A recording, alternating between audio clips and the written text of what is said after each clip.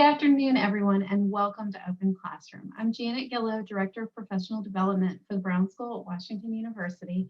So glad to have you with us for today's Open Classroom program.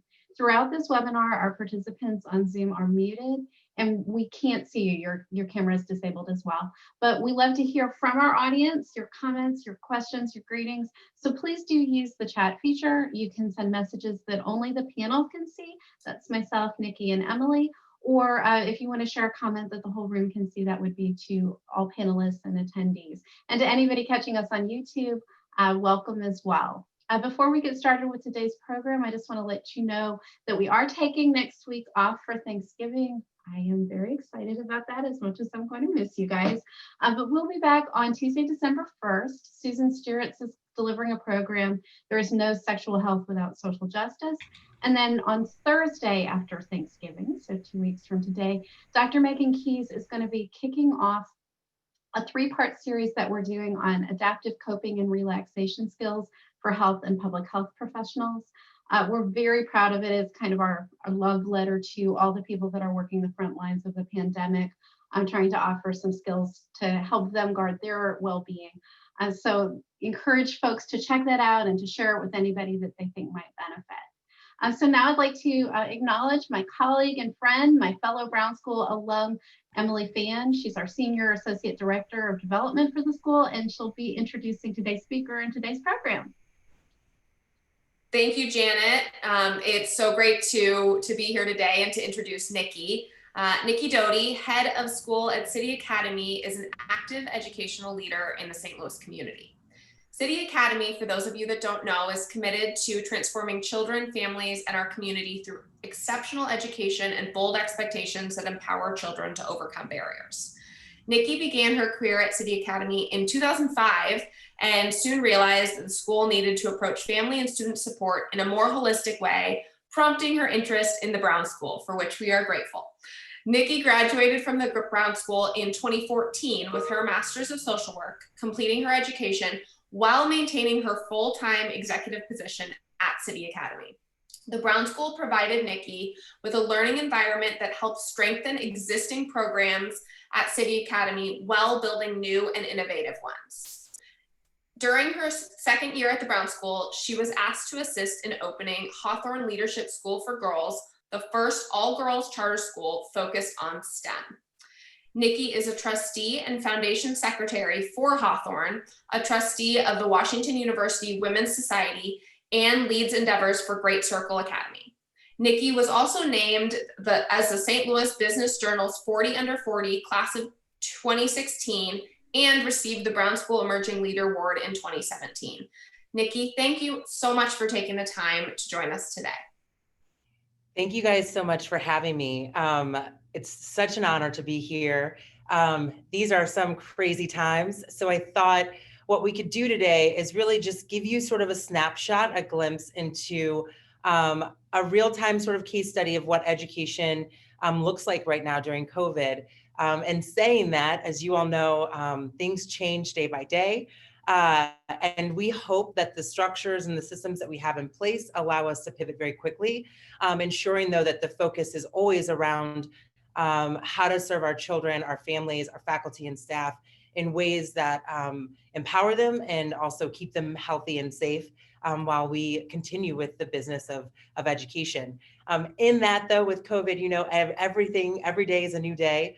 We are in the midst of some craziness, so I will apologize if you see me glance over at my phone.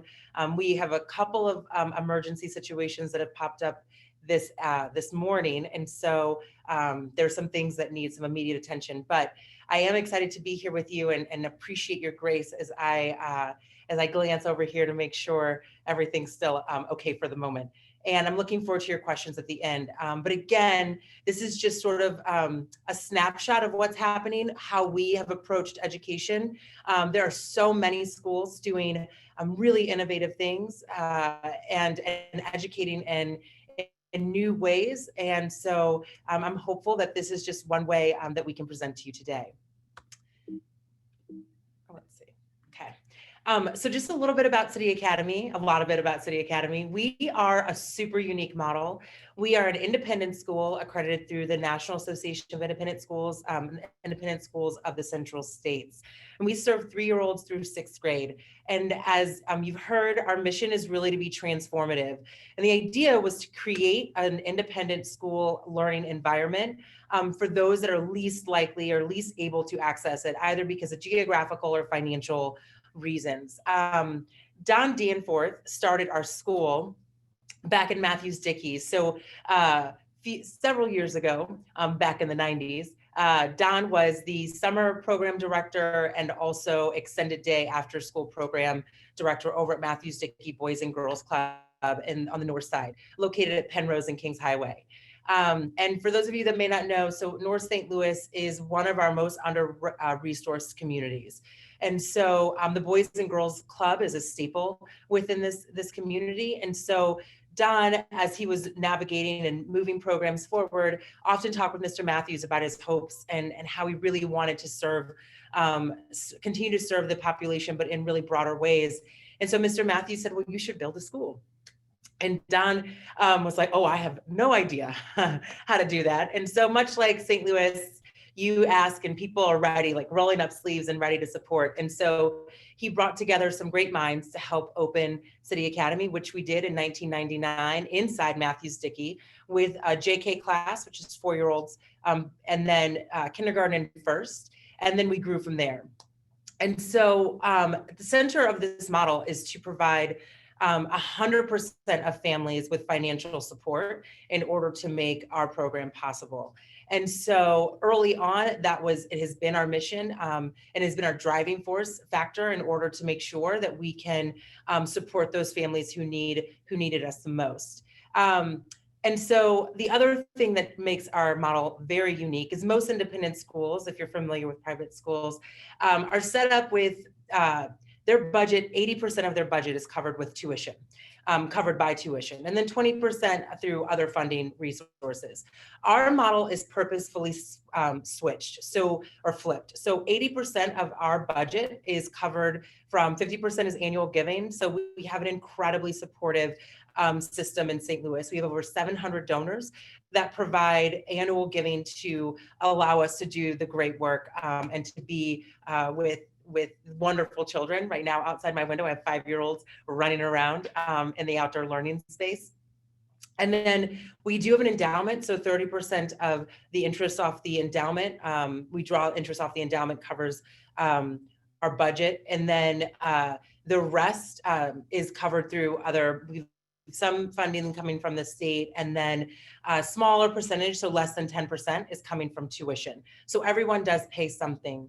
The other thing that makes our model very unique is that we're a specialist model. So our kiddos are taught by those who are masters in their field, their discipline, and then also in that age group. So they have, our 4-year-olds have a math teacher, math and STEAM teacher. They have a language arts teacher, Spanish. They also have PE. And then as they get older, we add in other groupings. So in upper school, they have a math, science, language arts, instruction, and in addition to violin, music, PE, are all part of their daily learning experience. And so that's City Academy in a nutshell. And so when March came, we were trying our best to figure out what are we going to do and how are we going to support our families. To give you just a snapshot of what we're looking at and what our population, our demographics of our population, we serve about 215 students. We have just expanded, so we built an early childhood campus, now serving 3-year-olds. And so our growth model is to get to 250. And so in that, we represent, the students represent over 40 zip codes. So we pull mainly from the North Corridor. So 70 sort of getting up by St. Charles, and then all the way down into East St. Louis. And so that's where the majority of our families come from, but we're about 50-50 split on city and county demographics. We have 240 graduates, and we provide extensive alumni support to our kiddos who leave us after 6th grade, moving from 7th into 12th. And then About 87% of our students are Black, 9% are white, and 4% biracial. 53% identify as female, and 47% identify as male. Our income bracket, we're looking at our tuition per student, or the cost per student, since we don't actually have tuition, is $20,000 per kiddo. And so about 50% of our families have a household income of under 49,000. And then in that bracket, as we get over that 50,000 mark, we have about 25% that are in that 75, or that under 100. And so for us, we want to make sure that we have also a diverse campus, not just by geographic, but also socioeconomically. So when March hit, we, much like everyone, we had just gone on to spring break, and then everything started to come our way around what were we going to do, and how are we going to support our kids. And so one of the things that our principal did when he brought us together that first week, the second week in March, was we started with the mission. And then there are a lot of organizations that say they're mission guided, but we truly are. When we are doing problem solving, decision making, the mission is always center to figure out how are we living into this, and how can we have this guidepost really support how we're changing or pivoting to support families, to ensure that we really are living into that space. So we started with the mission, and we said, how do we keep people tethered? Our families are going to need us now more than ever. So we pulled in our social workers, myself. We pulled in our counselors. We have a school counselor. We have a trauma-informed play therapist. We also have 2 learning and reading specialists, and then our upper and lower school directors. So we all came together to figure out what were going to be the immediate needs of families. How are we going to continue to educate our kiddos with the same kind of academic excellence that we have been doing when they are in our school. And so we knew we needed to get devices. We knew that we needed to figure out what the needs were. And so early on, we started surveying families, and we started doing Zoom town halls. And what we did with these town halls, also connecting to people, what we wanted the families to know, and for our faculty and staff to know, was that they would be being connected to us would really provide them with the greatest amount of assets and resources to weather these changing times. And so we looked at what was facing our families. So COVID, heightened level of community violence, family trauma, and then access to quality and consistent services. So healthcare is key. We started to do COVID testing. We have done on-campus health screens, physicals, dental exams, all of these things, so that everything came back to being back at City to provide families with the supports and the resources that they needed.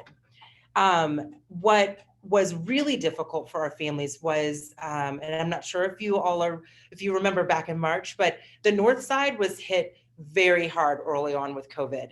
And so not only were our families very frightened by what was happening, but we also saw that families were being directly impacted with grandparents, aunts and uncles and parents either becoming sick and having a very difficult time in recovery, or also losing loved ones to the virus. And so that, coupled with sustained community violence and trauma, was something we knew we first needed to approach.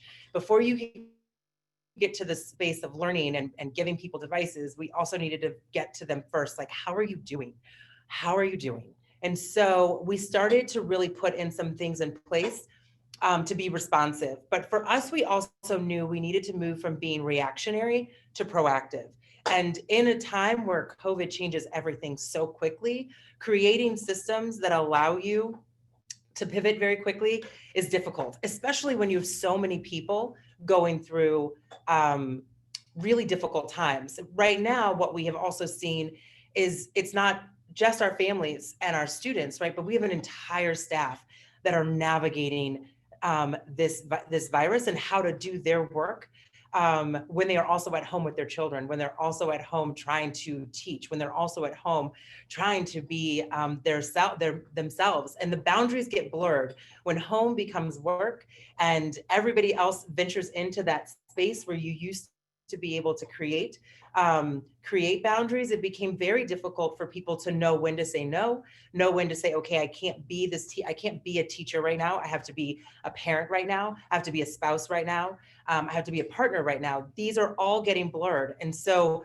over the summer, what we did was create multiple spaces in which we could provide forums and supports for not just our families, but also our faculty and staff.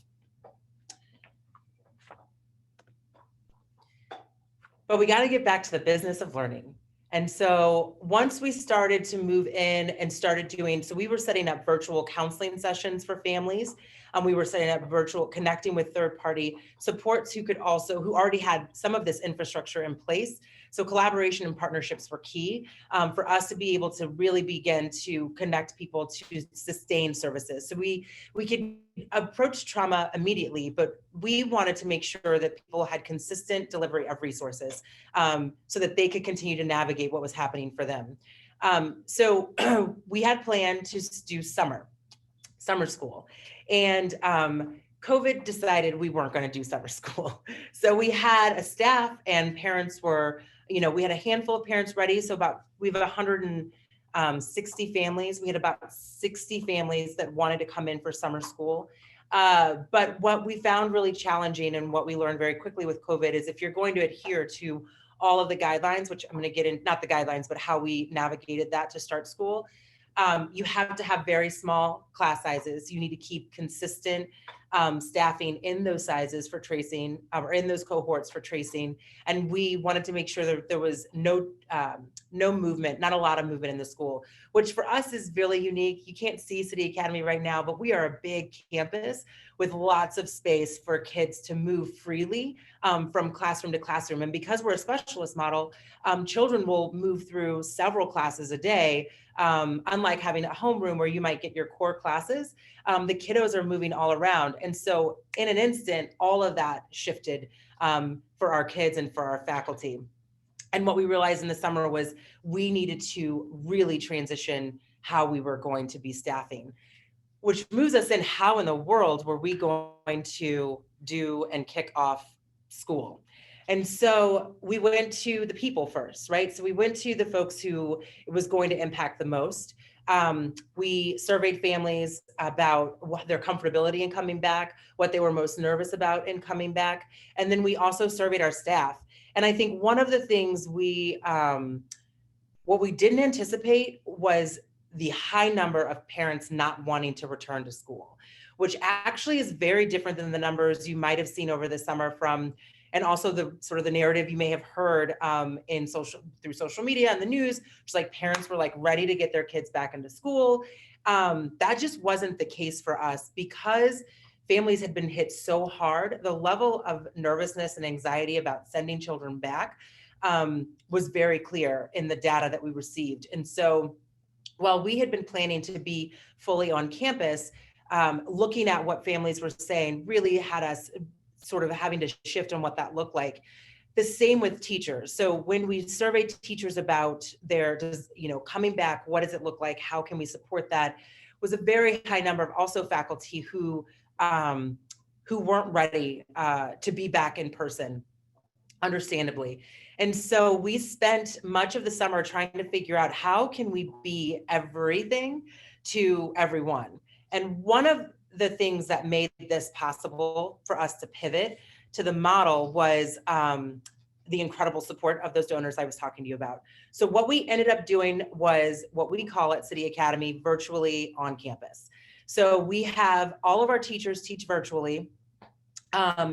We started with about 50% on campus. We're now, because we really such a strong kickoff to the school and by word of mouth, we started increasing enrollment. So now we're about 70% of our total school population are on campus. We doubled our staff. So during July, we hired classroom support so that teachers could stay home, but there was a really fantastic market of folks out there who were looking for work, who love children, who we felt would really strengthen our school community. So we hired folks, we shrunk classes, and what we've implemented is So all the kids stay in their cohort. We have about 8 kids per cohort, a little bit larger in the younger grades because the classrooms are so big.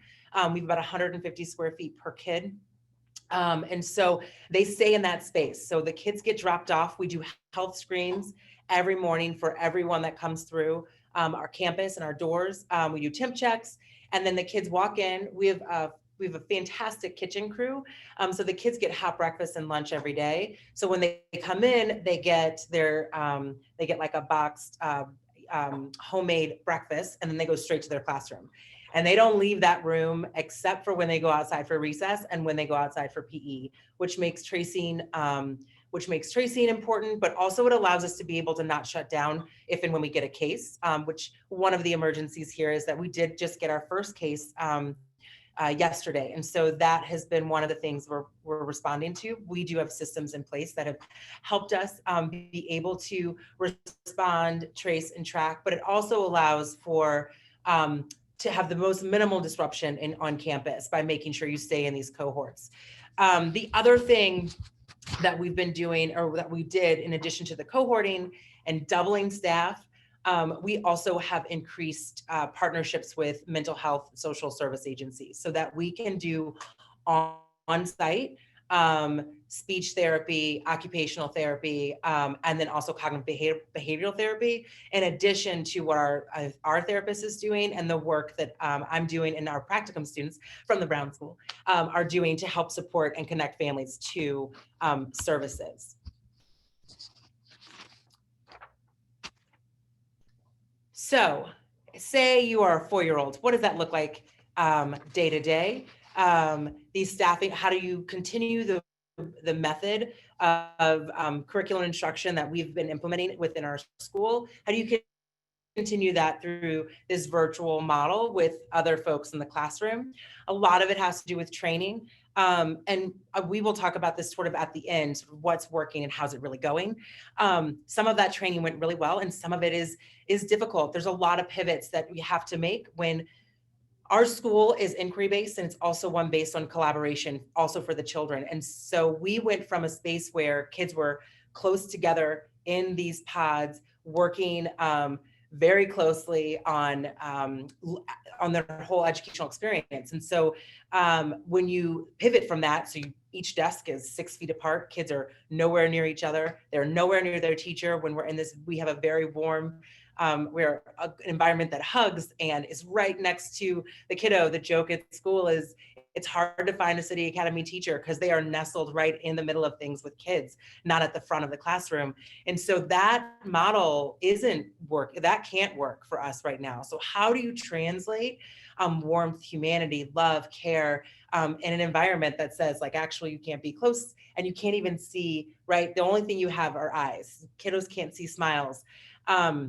What we did, though, was really work with our families beforehand to guide them through all of the mitigation strategies that were going to be taking place. And that really helped to onboard kiddos. So we actually had, this is the first year that we didn't have a single 3-year-old cry on their first day of school, which is crazy because the parents can't walk them into school. They can't see their classroom. They get dropped off from the car, mom and dad, aunt, uncle, grandma, grandpa, they say goodbye. And then that 3-year-old for the first time has to hit the road and walk to a school that they've never seen before. But there was a lot of conversation and a lot of strategies. And during those Zoom calls, we had our therapists, our trauma-informed therapists, myself, and also our licensed therapists on, so we could talk to families about how do you cope with this and how do you help your kids cope with this, and what language can you be using to talk with your babies about, like, why it's so important to mask. It's hard for a 5-year-old to know that. And so really talking through that and then really focused and then leaning into health and wellness. So not just saying it's important, but making sure you're living it truly day to day. So some of the things that we've carried over into the regular school day now is all these supports that we were doing in the summer, our CARES team, which includes our therapists and learning specialists, and then administration. We have a 30 family sort of hug watch out group. So these are families we identified back in June and July that we knew might need some extra support, that we needed to keep eyes on. And we assigned individuals folks so that every day or every week, someone was getting a personal touch, someone was getting a contact so that they weren't feeling lost and overwhelmed. It's really hard to pick up the phone and say, I need your help because I lost my job. It's really hard to pick up the phone and say, I'm feeling really overwhelmed. I have three little ones under the age of 7.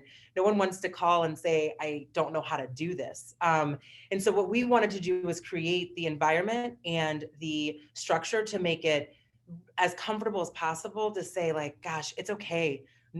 All of us are struggling. Let me figure out how we can work and help you get you the things that you need. And oftentimes it's just the talk, right? Oftentimes parents just need to say, I'm out of formula. My partner is working all the time, and I have these children who are in 17 classes, and I can't manage any of these schedules.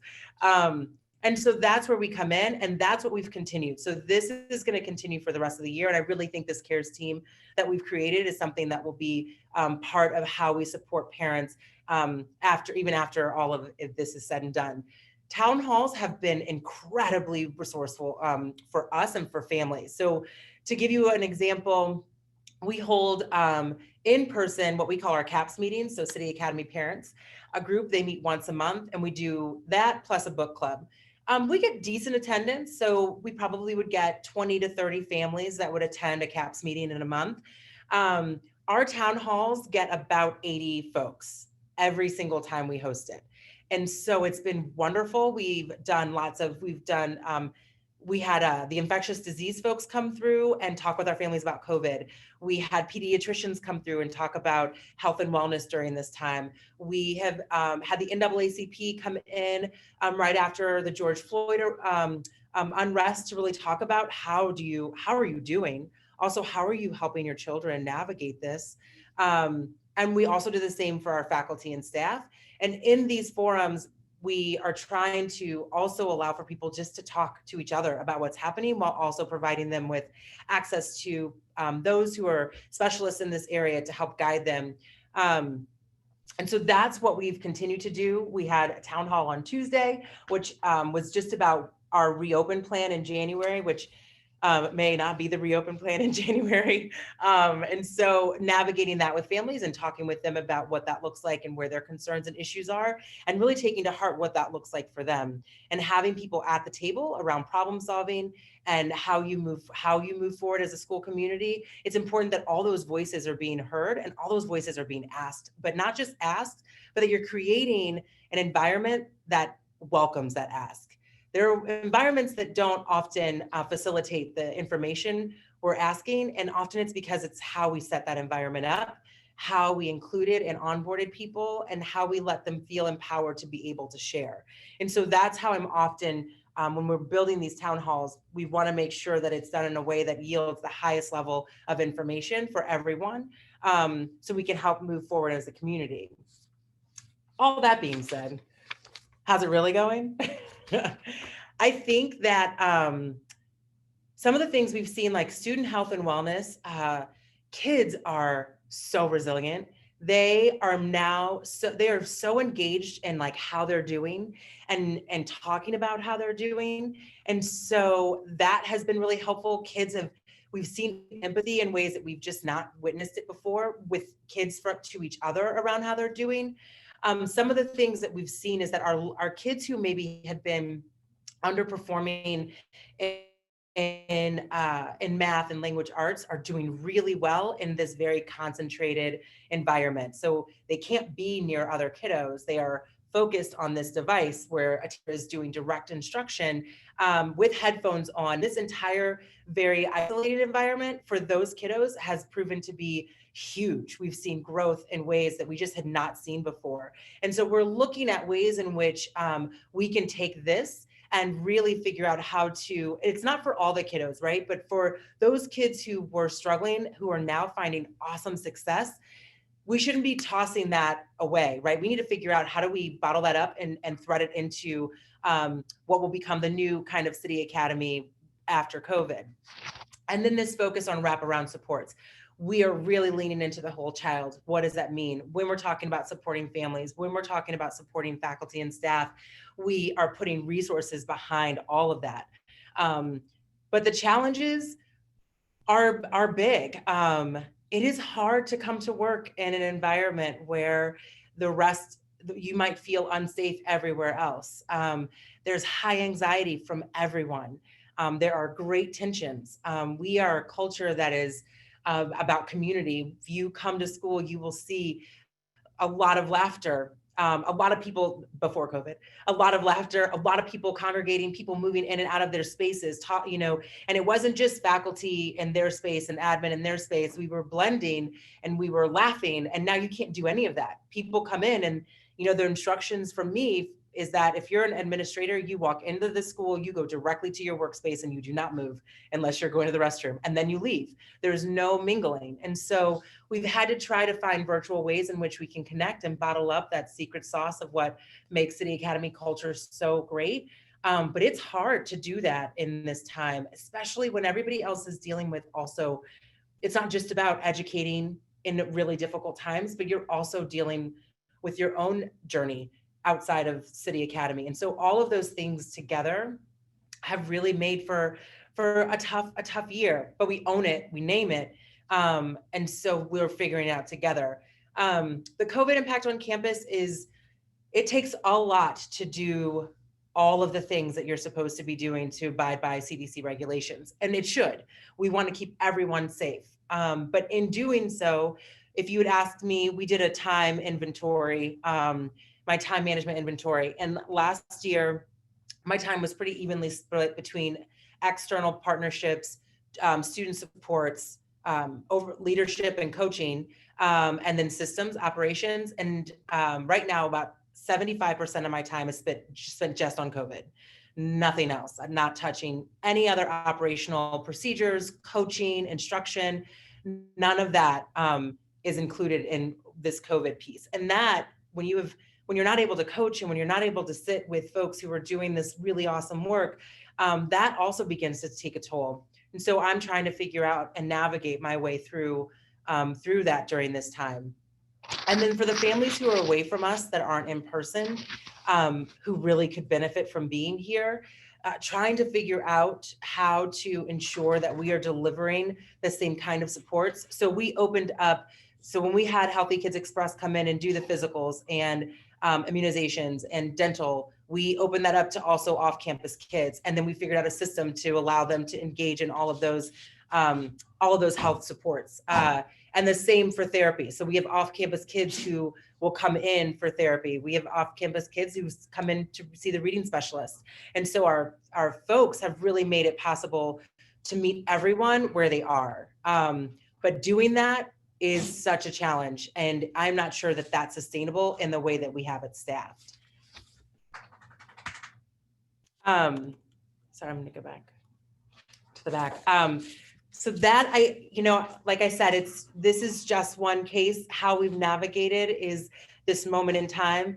Today will look different than next week. And what January looks like, we don't know, but we have lots of plans. And so I think one of the things we've learned is that there are some constants. And if you can create and build out plans, multiple plans, and then figure out how to resource and fund those plans, then it allows us to pivot and also onboard people and get input in ways that I don't think we would have been able to do before this time.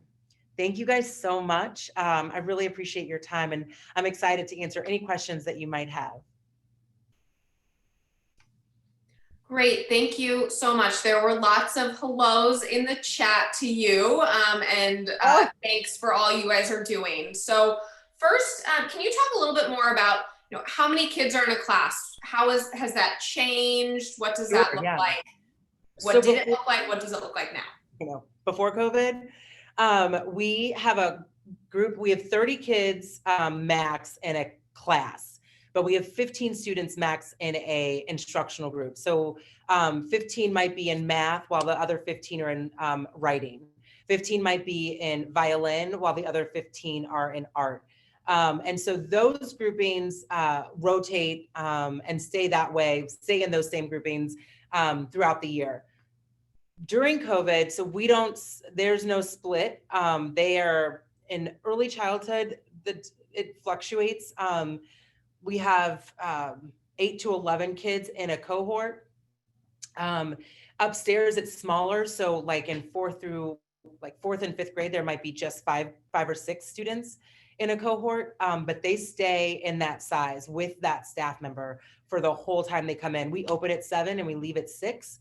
At 7 a.m., the kids come in, they are in that room, and then in their classroom or in their instructional environment. And then at 3:30, we have extended day. And usually, given that class size, you would group a bunch of kids together for extended day. So you might have 5th and 6th and 3rd and 4th, but we can't do that. So we had to hire an additional 15 staff members to run those cohorts as well. So those are sort of the class sizes right now. Great. Thank you so much, Nikki. So Wendy is asking whether the fantastic attendance you've had at your town halls over the summer, et cetera, might be because it was online. And I would maybe even expand the question to say, what have you learned that you may continue doing differently into the future that there's been a learning opportunity amid all that's not so great about this moment?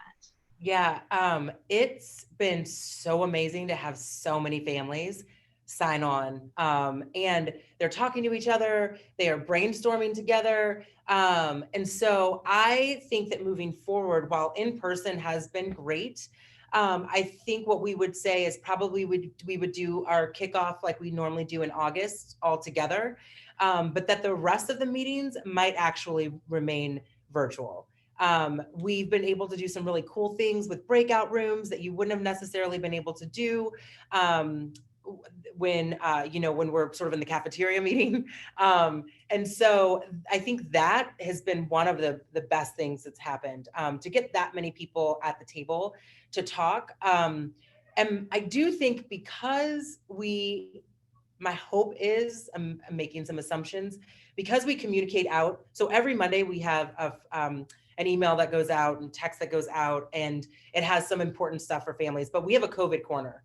And in that corner, we talk about things that are happening at school, how to manage things at home, what do you need to be doing, just like all kinds of information on what that looks like.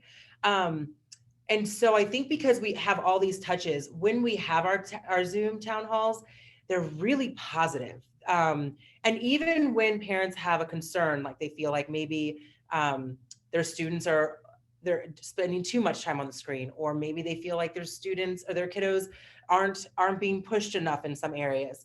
The exchange and the conversation is really about like information sharing and working together and figuring out how to navigate, and less about us and them, or where it's quiet and no one's saying anything. Like, we want people to be open and honest and share. And that's what we're seeing happen in our town halls. Thank you. Can you talk a little bit about how your teachers are tackling the challenges of imparting knowledge virtually? Sure.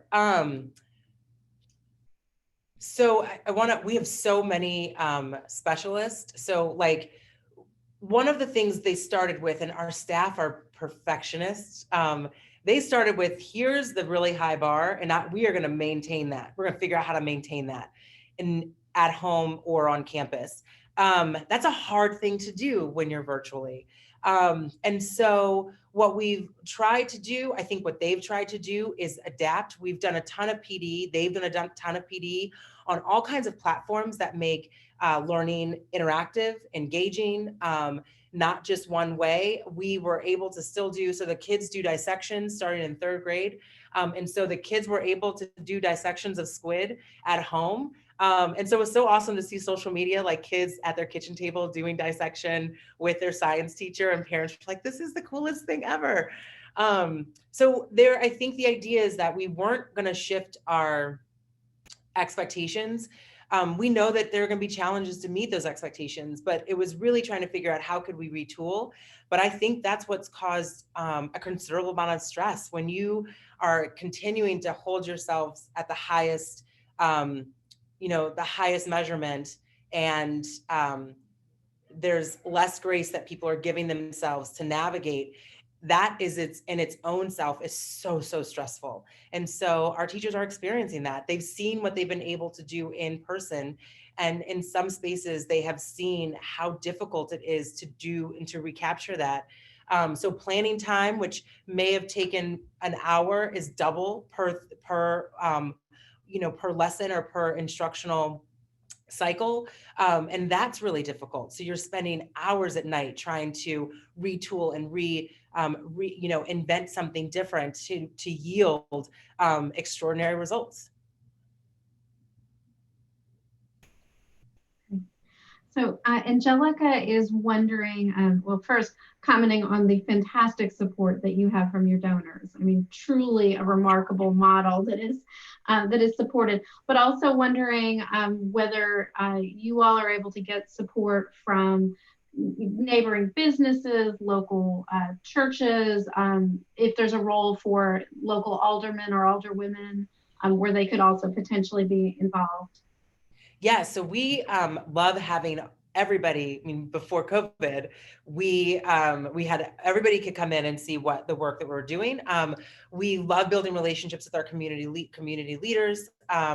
We right before this kicked off, sort of back in the spring, we were in talks with Friendly Temple to really talk about ways in which we could support the broader community as they continue to grow and impact in really awesome ways the North City, the North Side community and where we are. Up Natural Bridge and in this Penrose Park community. We do have great donors from around us. We're in a really interesting location where we're not really surrounded by homes. We are in an industrial park. So there's like this worldwide manufacturing plant that does, like, I don't know if you've seen desks, but the plastic that goes around those desks that go out all over the place are actually done just down the street from here. Across from here is a screen company, and then there's a tire company. And so all of those groups have been really so supportive of the school. And then yes, so we've really, where churches have been so helpful for us, or not helpful for us, but where the partnership has been so great is in referring children. So, our 3-year-olds are coming from neighborhood churches and community centers, and that's what it's about. Being here and having those institutions have faith in the work that we're doing, and then referring us and building connections with other families, with new families, has been where it's been so helpful. You spoke a little bit about this, but one of the questions is, have any of the things that you've implemented during COVID, like the town halls online, are there any other things, those hugs for families, other connections that, really have hit home and have worked that you hope to keep in place when we return to our new normal?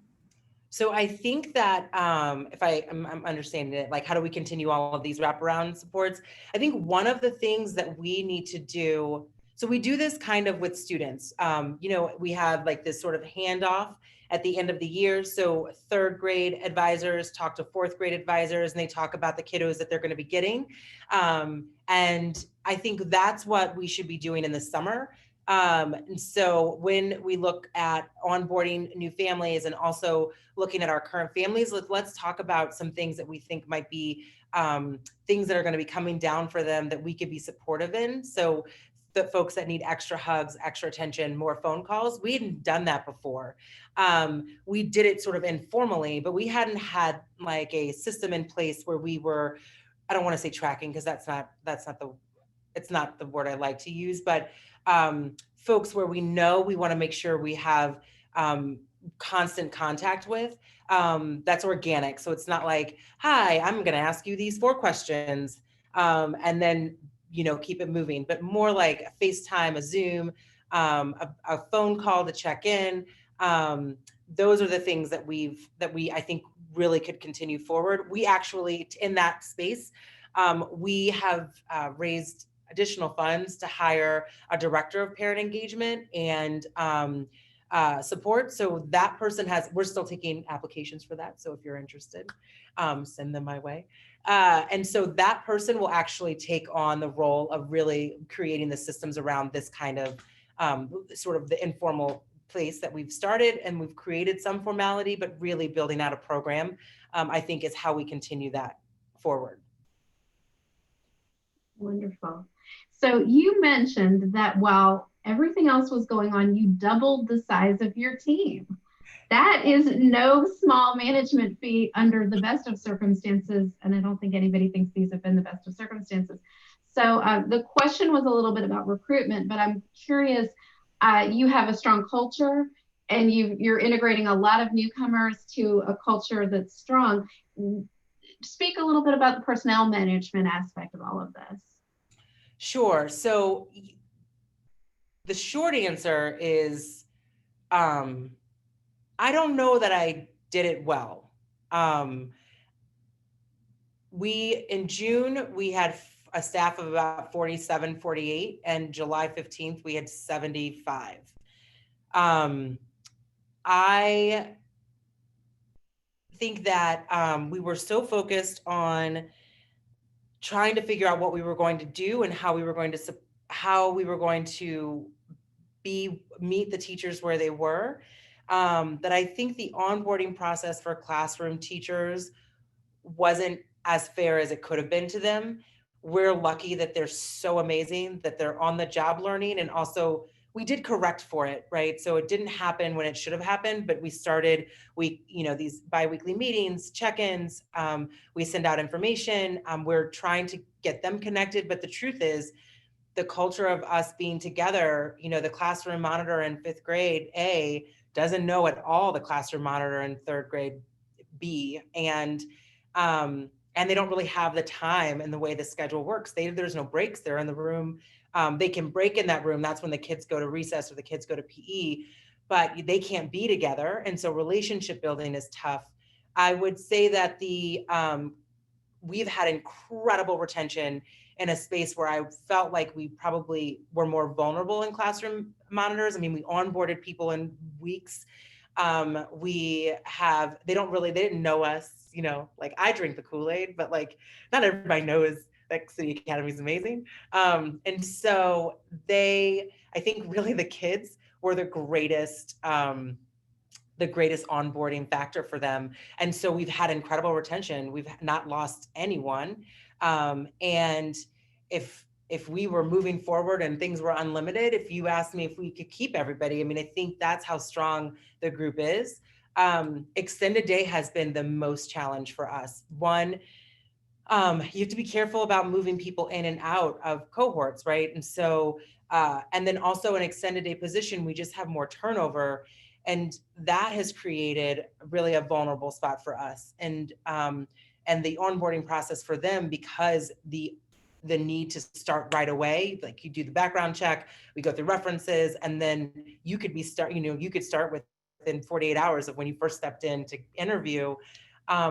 That's not tip top. So it's something we know, and it's something we're working on right now. I think my hope is that the way that I lead is through relationship building. And so the same that is true for touches with staff or with parents and families, I tried to do over the summer and actually during between March and May. So we used to have, like, organically around 2:00 in the afternoon, we'd get probably like 9 folks, like a few admin, several teachers. We would just end up like talking about Netflix, Hulu, like what we were watching by the water cooler, right? And so that went away and people were missing it. So we created these Zoom water hole times. So the water cooler times. So I'd send out a Zoom and we would do that like twice a week. We would just get together and we wouldn't talk about work. We would just talk about stuff and hang out. I started doing social distancing, but visiting staff. So just driving to like hang out with some faculty, bring lunch. We did it over the summer. And so really just trying to stay connected, and through that people start talking.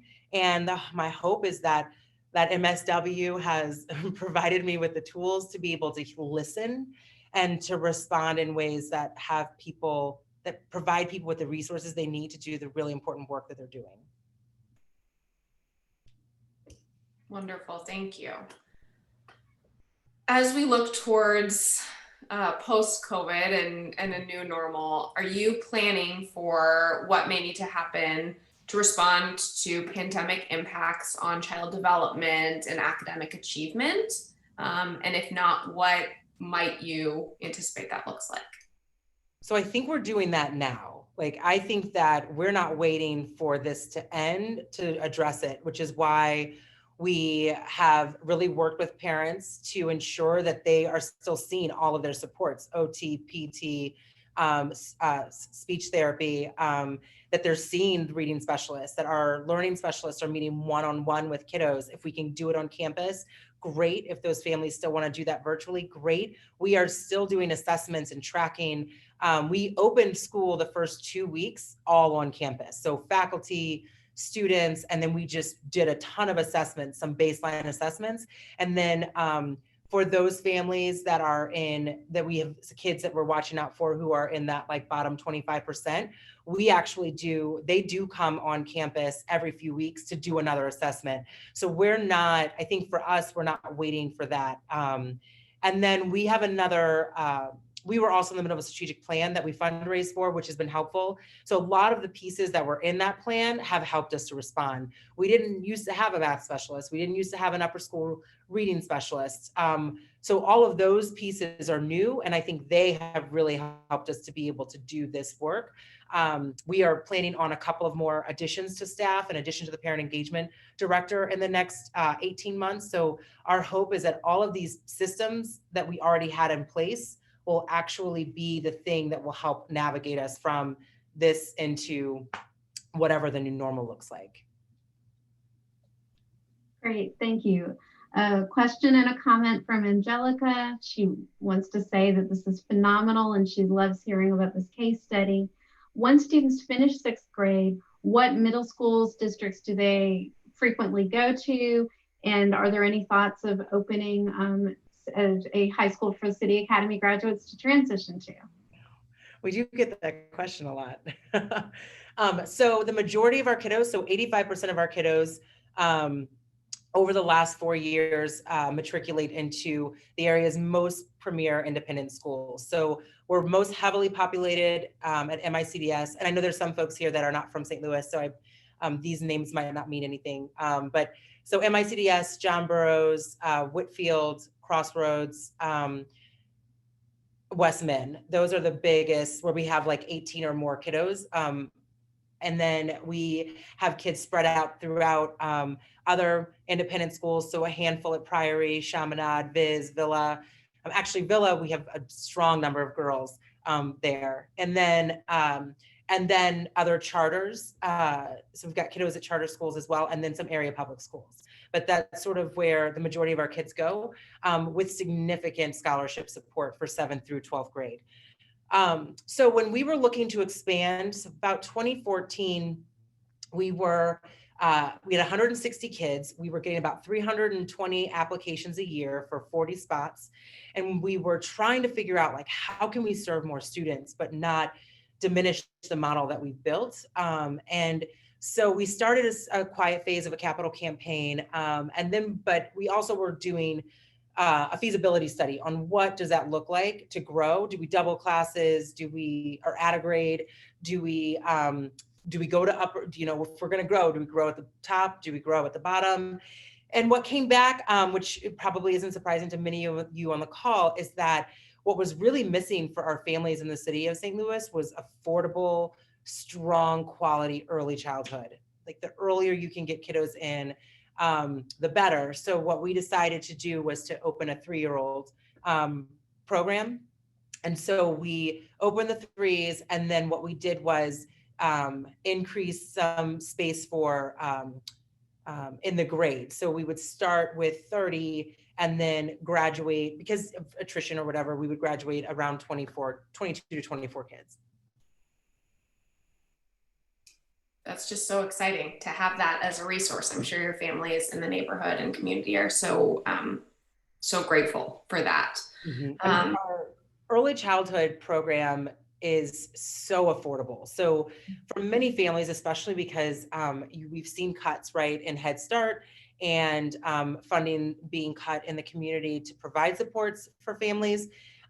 So our early childhood program for our folks might be $1,000 for the whole year. And that includes all of the things we were talking about. So the 3-year-old program is actually full year. So that's 12 months with all of the other programs we were talking to you about, right? So extended day, before programming, breakfast, lunch, really incredibly talented master staff in the space with those 3-year-olds. And they have this gorgeous room that says like touch, feel, play, learn, grow. And so they have an outdoor classroom that allows for exploration, for them to move in and out of. And so that, I think, has been a really great addition for, at least for the city, to be able to provide families with that kind of additional support and not at a cost that isn't accessible. Thank you for that. Do you have any thoughts on how public schools and your colleagues who are in SLPS or close by, how they can take some of these great things that you have implemented and manage, how you've managed the pandemic, and some ways that they might be able to do that as well? So we actually do quite a bit of PD for other organizations. So we bring in educators to come in and shadow our teachers in the classroom. But like many faculty members will tell you, it's great, but they need buy-in from administration. So we also do, I will do PD work with principals and other educational decision makers in public and in charter schools. We are actually working on a new initiative to formalize that so that we can be really a private, this private school for public good, and really formalize the work that we need to be doing outside to help support and show others like these are an options. In education, we need to be as innovative in thinking around, there's not just one solution. There's so many solutions to how we educate and how we teach. And ours is just one, but we think that there are many pieces, especially our classroom management and our classroom culture, that we really feel like so many schools could benefit from. It's just, you should go on our website or visit us on Facebook or Instagram. There is nothing like being in a classroom with 5-year-olds who will navigate math really without a teacher being right there with them, working together, learning and growing with 15 kids in a room doing all this work. And so I think there are pieces that we do culturally and how we set up our classroom, how we onboard kids. We give kids a lot of voice. Voice is so critical for them to take ownership in their own. It's not just about learning, right? But it's about being in community with each other. And so giving them the voice to set the norms and say, like, what does learning look like for you? What do you want that to look like? And let's build that out together. That's our responsive classroom model that we have, and that's threaded all from 3 years old all the way through 6th grade. So that's something that we really are looking at formalizing. And I think that in a year, we'll probably have an announcement around some big initiatives. Very cool. And that's actually a wonderful segue to a final question. This always happens that the hour goes quicker than we can imagine. But I'm curious, you've done such a beautiful job adapting and finding the opportunities and just doing the really hard work of continuing to serve families, even though it's become harder. What are you most looking forward to when we're the other side of this situation? I know this is, anybody will tell you I'm just mainly real. There's no filler for me. So there are two things. I really miss hugs of the kids. Like when they come into school, like they run in and they hug you, and now they know very quickly. I mean, there was no really adjustment period, I think, because of the onboarding we talked about, but like kids were masked. They knew not to come towards an adult. I miss seeing that in the classroom. I miss seeing kids walking side by side with each other, reading while walking the hallway. Those I missed, but the thing I missed really most is my colleagues. We have monthly happy hours. We have a really amazing holiday party that everyone looks forward to, and we're not going to be able to do that this year. mean, our holiday party lasts like 6 hours. People are having like the best time. And so we're trying to recreate that. We're going to deliver some holiday gift baskets. We're going to dress up as like delivery folks, and we're going to send out some good cheer, while also, you know, supporting some local restaurants and businesses. But that's not a party, you know, and I think we're best when we're together. We're best when we're side by side in the trenches, navigating this really difficult work. And not doing that in person has been so hard. It's been so hard for everyone. You know, we've had teachers just say like, call really emotional and just say like, I miss being there. I miss being with people. I miss us.